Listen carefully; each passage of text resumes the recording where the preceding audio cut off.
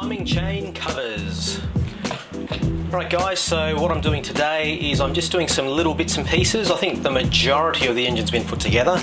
Now it's really just buttoning it up and just closing it up and making sure that we get everything nice and neat and tidy.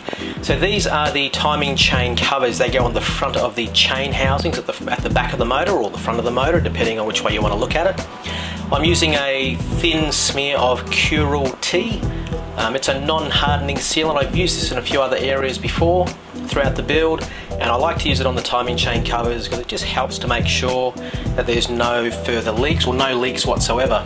It's worked well for me so far. I haven't had a leak from a timing cover. So you'll see that I tend to use my little finger on my right hand as my sealant spreader. I always wash my hands before doing this, so there's no chance of getting any grit or dirt or lint. So yeah, my finger's nice and clean.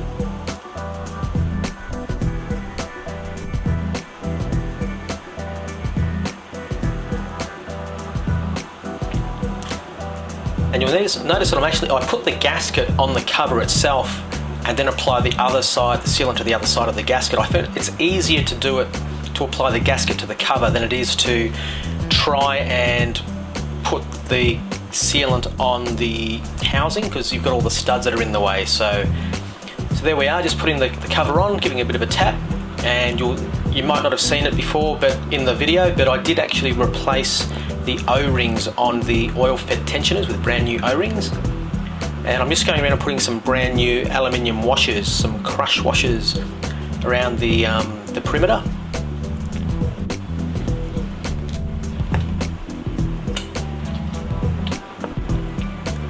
It's a bit awkward working from this angle because the camera's sort of in the way. I'm trying to work around from behind the camera.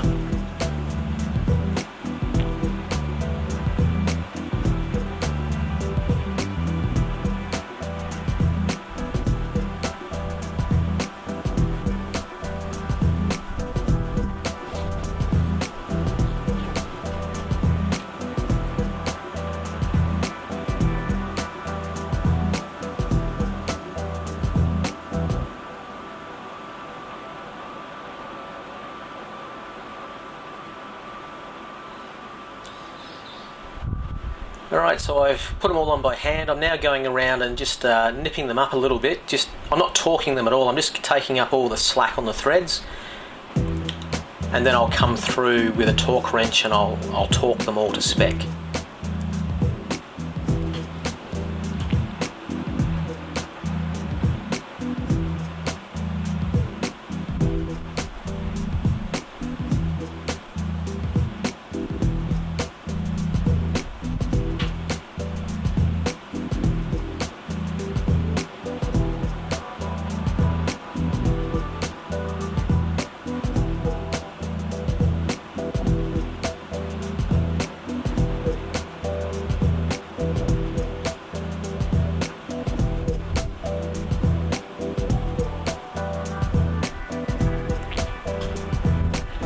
Alright, so now we're going to put some valve cover gaskets on.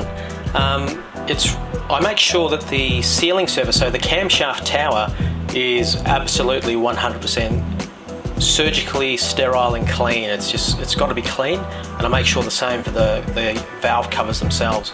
And the gaskets that I use are from Wrightwood Racing in the United States. So their gaskets, for some reason, they just seem to seal better, and I think they seem to be the preferred gasket of choice for those that are rebuilding a lot of engines because they don't want them to leak.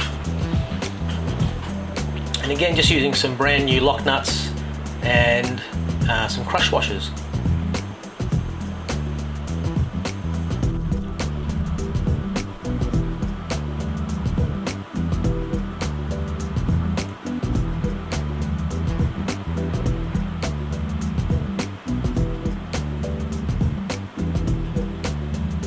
Pretty sure I dropped the socket here at one spot. Any second now. I think the next one. No. Here we go. No. Oh, there it goes. Picked it up quickly.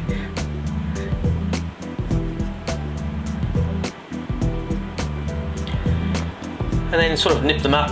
I sort of creep up on the torque figure. The torque figure for these is actually very, very low. I think it's something like 8 Newton meters at the absolute most. It's quite a light figure. You want to try to make sure that you don't over torque these.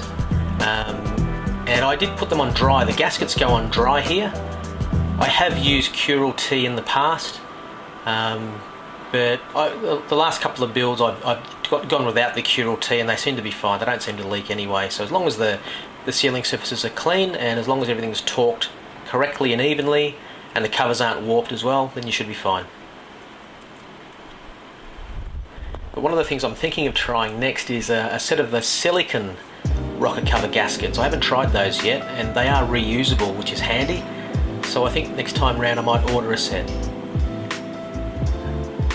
Geez, look at all those fingerprints on the top valve cover. That's pretty embarrassing. I should have wiped that off before I put the camera on. Ooh.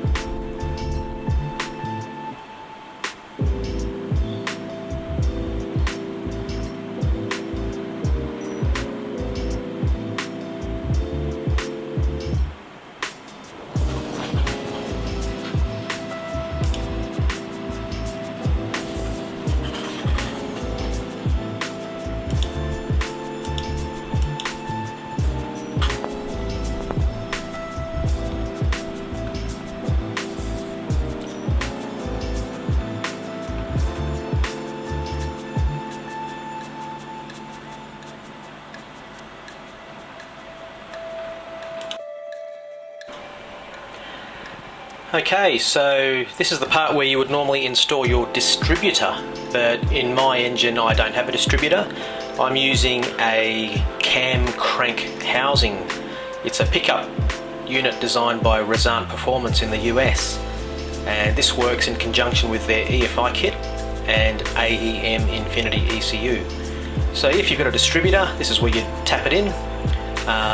In my case, it doesn't matter where it's pointing it, because it'll have to be synced later on.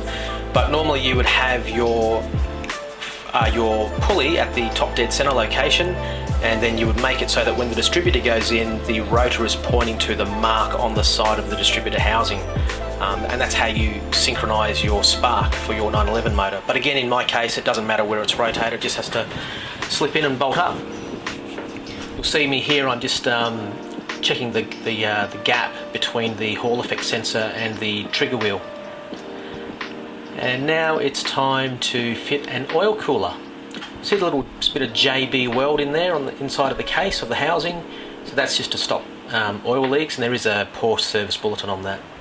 So I've just installed the 3 O-rings, and the oil cooler goes on, and we fit some wavy washers and some lock nuts, and then eventually torque down to 25 Newton meters. I don't use sealant on the O-rings. I know some people do use sealant on them. I don't know what sort of sealant they're using, but maybe I've been lucky so far because I haven't had one leak.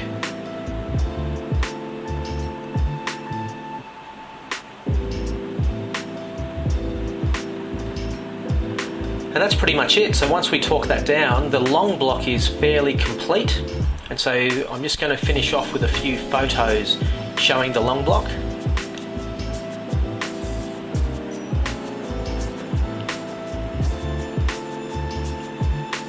When you get to this stage, it actually does feel pretty good because a lot of hours and prep and whatnot's gone into getting to this stage. Everything else is pretty much bolting bits and pieces on. But you still got to do it carefully and correctly and whatnot. So in the next video, I'm hoping to fit the main oil line, some engine tins, the flywheel, pressure plate, and eventually lead on to fitting the exhaust system. Thanks for watching. Hopefully we'll see you on the next one.